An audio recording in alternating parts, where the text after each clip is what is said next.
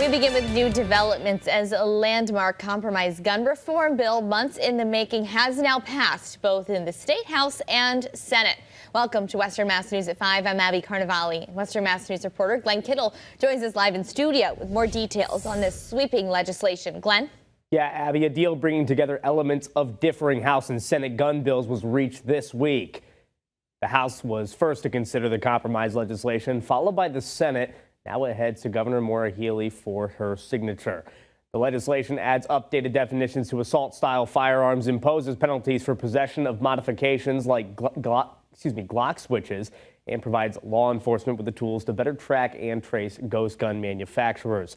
Some of the other proposals include using federal funds for state investments in community-based violence prevention programs, improve extreme risk protective order laws, authorizing healthcare professionals and others who regularly interact with individuals in crisis to petition for a court to help, and prohibit firearms by non-law enforcement individuals in schools, polling locations, and government buildings.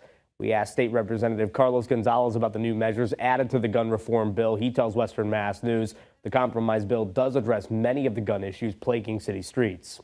I'm excited about this bill. This bill really is addressing some of the cries and concerns of moms like Juanita Batchelor and so many others that have lost their kids to senseless gun violence. And I think it's crucial that as legislators, we do everything in our powers to make sure that we go after illegal use of weapons and the illegal sale of weapons.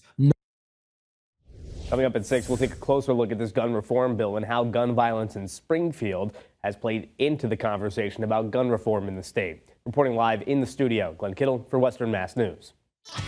Thank you for that live report, Glenn. Now we are going to